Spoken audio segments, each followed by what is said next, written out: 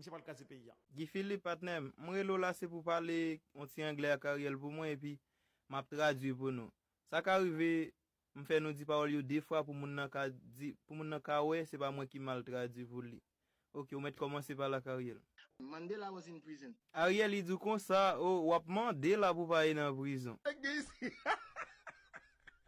Chavez was in prison. Lula was in prison. Petro in Brazil was in prison. Mojica in Uruguay was in prison. Ariel, il dit comme ça, ou al caché ou dans prison, ou là ou dans prison, ou al mettre tête au Brésil ou dans prison, ou al monter Uruguay ou dans prison. Tendez-vous? Chavez was in prison. Lula was in prison. Petro in Brazil was in prison. Mojica in Uruguay was in prison. Also, Guy Philippe il dit comme ça, ou là il vient y a bon saut. all those Ah OK, il dit comme ça, il va on saut t'a c'est 12 sauts. Had an agreement. Ariel, Guy Philippe dit comme ça ou pas même ka goumen même. Bon faut tendez-vous? Had an agreement. The backing of those big countries. Il dit comme ça, al baquer bus pour moun conduit. what we could promise you. Guy Philippe, Ariel dit comme ça, ou a toujours coup de pour messieurs. Redis encore Ariel.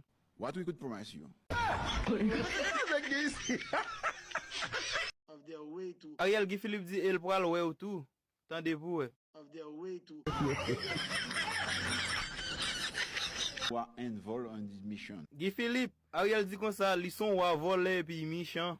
Ariel redis encore. Who are involved on this mission.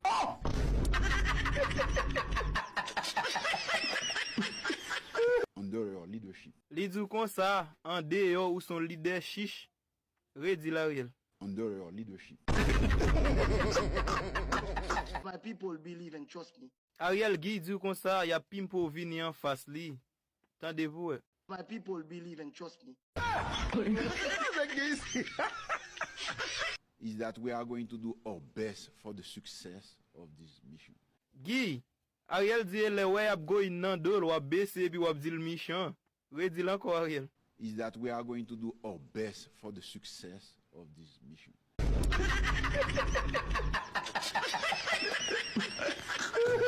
It's not an usual mission. Li dit ou ap prend note et puis ou ap fait 8 jours ap dit le méchant. Retournez encore Ariel. It's not an usual mission. Who is gang in Haiti? Ariel, Guy Philippe senti un bagay oui? Guy Philippe dit comme ça, ouch, ou gen pas bien ici. Redis encore pour le Guy Philippe pour l'ouest. Who is gang in Haiti?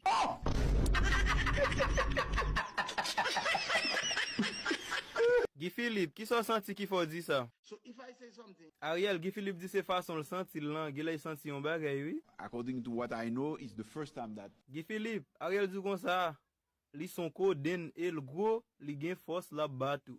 Redis pour les Ariel. according to what I know, it's the first time that